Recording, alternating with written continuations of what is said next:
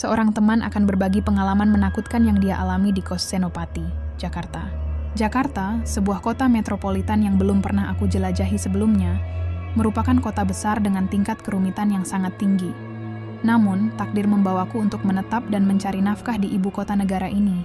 Namaku Ovi, perempuan berusia 28 tahun asal Jambi. Sudah lebih dari 4 tahun aku tinggal di ibu kota, sejak menyelesaikan kuliah. Tanpa terasa, aku mulai terbiasa dengan ritme dan suasana Jakarta. Seperti banyak pendatang lainnya, masa awal tinggal di Jakarta adalah masa adaptasi yang cukup menantang. Lingkungan, orang-orang, dan ritme kehidupan di sini sangat berbeda dengan apa yang aku alami di kampung halaman. Semua terasa jauh berbeda, termasuk masalah tempat tinggal. Di Jambi, aku tinggal bersama orang tua dan anggota keluarga lainnya sejak lahir hingga kuliah. Namun, di Jakarta, aku harus kos dan tinggal sendirian di lingkungan yang baru. Berbicara tentang kos, aku sudah berpindah 3 kali, masing-masing dengan alasan dan pertimbangan tersendiri. Kenapa aku bisa pindah kos sampai 3 kali? Pindahan dari kos pertama terjadi karena aku terburu-buru mencari tempat tinggal, sehingga aku kurang teliti dalam memilih, dengan pikiran, yang penting ada tempat tinggal dulu. Akhirnya, aku merasa tidak nyaman dengan lingkungan itu, terlalu bebas bagiku. Tak lama, hanya dalam waktu 3 bulan, aku memutuskan untuk mencari kos baru. Kos kedua yang kutemukan sangat nyaman, suasananya homey, dan lokasinya strategis di tengah kota. Namun, aku hanya bertahan di sana selama 6 bulan. Kenapa hanya 6 bulan? Karena aku tidak bisa mengatasi rasa takut yang terus-menerus menghantuiku. Akhirnya, aku menemukan kos ketiga di daerah Gandaria, dan sampai sekarang aku masih tinggal di sana. Malam ini, aku ingin berbagi pengalaman yang aku alami saat tinggal di kos kedua, yang sangat nyaman itu. Seperti yang sudah kukatakan, aku hanya tinggal di sana sekitar 6 bulan. Terasa sebentar? Mungkin, tapi itu cukup lama jika melihat perjalanan yang aku lalui. Hingga akhirnya aku memutuskan untuk pindah karena tidak tahan dengan kejadian-kejadian menyeramkan yang semakin sering terjadi. Ceritanya begini, seperti yang sudah aku singgung sebelumnya, kos pertama yang aku pilih itu karena terpaksa. Saat itu, aku butuh tempat tinggal dengan segera, jadi aku ambil yang ada saja. Ternyata, aku sama sekali tidak betah di sana. Lokasinya jauh dari tempat kerja, suasananya agak kumuh, dan banyak hal lain yang membuatku merasa harus segera mencari kos baru.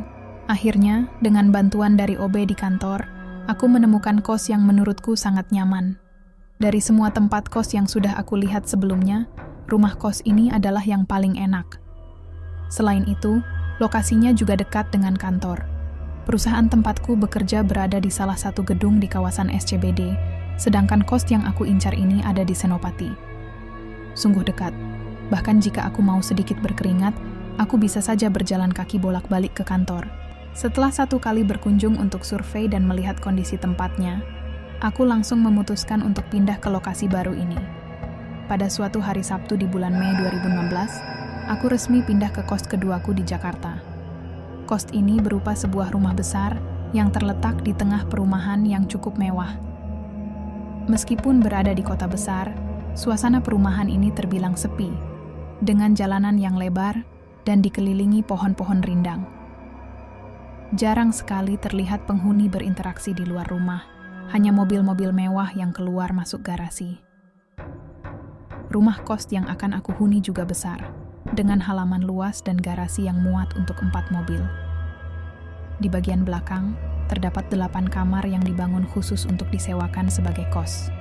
Semua kamar berada di lantai atas bagian belakang, sehingga dari depan rumah ini tidak terlihat ada kos di dalamnya.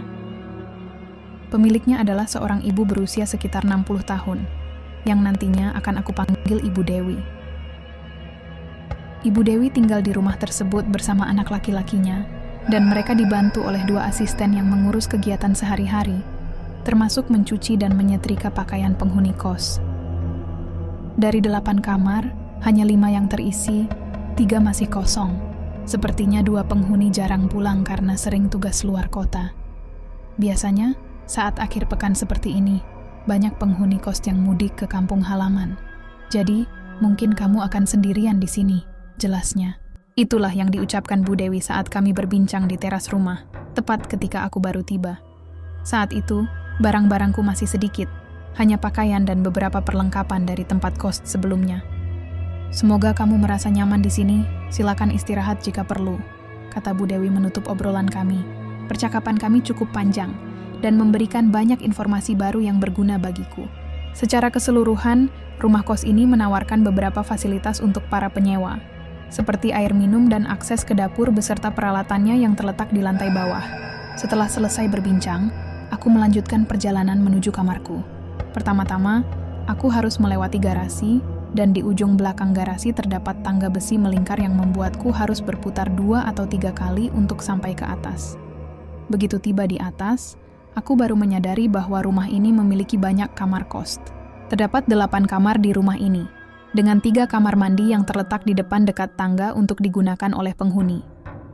Setelah itu, kita akan melewati 2 kamar yang saling berhadapan, dan di belakangnya ada ruang besar yang dilengkapi dengan sofa, meja, kursi kayu, TV, dan galon air minum. Ruangan ini tampaknya berfungsi sebagai ruang tamu atau tempat bersantai yang bisa dinikmati bersama. Di samping ruang santai, ada lorong panjang yang di kedua sisinya terdapat 6 kamar, dan kamarku berada di ujung sebelah kiri. Rumah ini sangat nyaman, dan pada hari itu, aku sempat berpikir bahwa aku mungkin akan tinggal di sini cukup lama. Tidak butuh waktu lama bagiku untuk merapikan barang-barang, karena memang aku hanya memiliki sedikit. Kamarku cukup luas, dilengkapi dengan lemari, tempat tidur, dan AC. Aku tidak perlu menyiapkan TV, karena sudah ada TV di ruang tengah.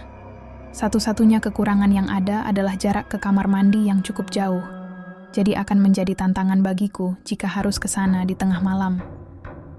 Tapi ya, tidak masalah. Setelah selesai merapikan, aku merebahkan diri di tempat tidur sambil melamun. Tak lama kemudian, rasa lelah membuatku terlelap, meskipun hari masih sore. Aku tertidur cukup lama hingga terbangun dengan kaget, menyadari bahwa sudah hampir jam 9 malam. Setelah mengucek mata, aku memutuskan untuk mandi karena tubuh terasa lengket setelah seharian beraktivitas. Dengan membawa handuk dan perlengkapan mandi, aku keluar kamar menuju kamar mandi. Namun, saat sudah di ruang tamu, aku memutuskan untuk duduk sejenak di sofa, berniat santai sambil menonton TV.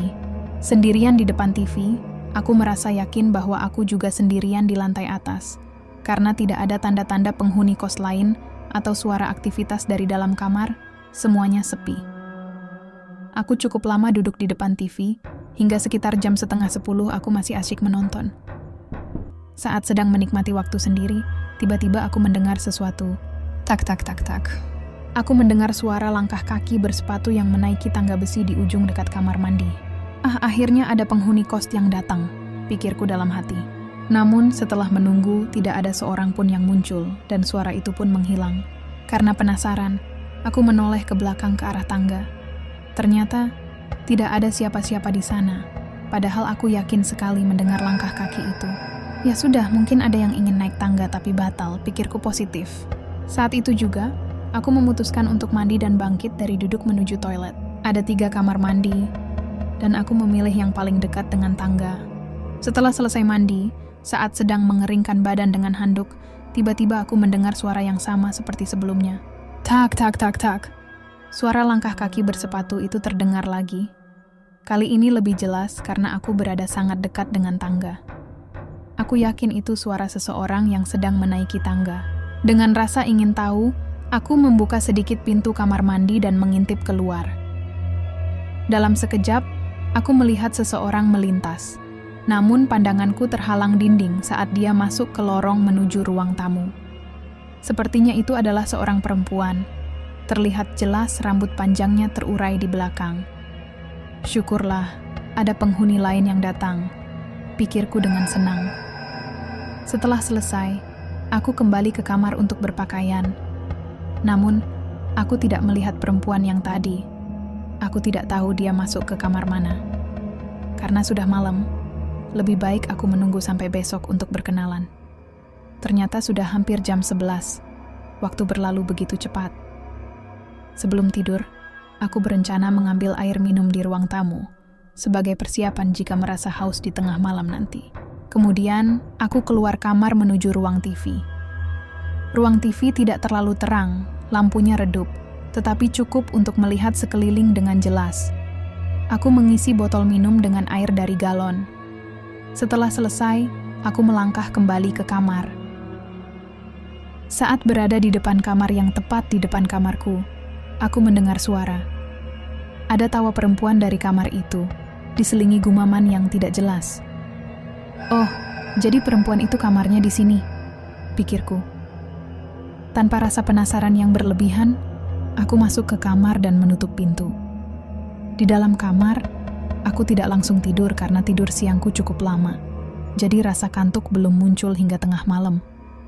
Selama itu, aku hanya bermain HP, scrolling melihat timeline media sosial, hingga akhirnya, sekitar pukul 1, terjadi sesuatu yang aneh. Sesuatu menarik perhatianku. Awalnya, aku mendengar suara seolah-olah pintu kamar yang tepat di depanku terbuka. Sepertinya penghuninya ingin keluar. Namun, setelah pintu itu terbuka, tidak ada suara lain yang terdengar, hanya kesunyian. Tiba-tiba, aku mendengar suara seorang perempuan yang sedang menangis. Ya, ada seorang perempuan yang menangis. Aku pun berdiri dan melangkah mendekati pintu, mendekatkan telinga untuk menangkap suara dari luar. Benar saja, ada perempuan yang menangis terseduh-seduh, bukan dengan suara keras, melainkan pelan dan tertahan.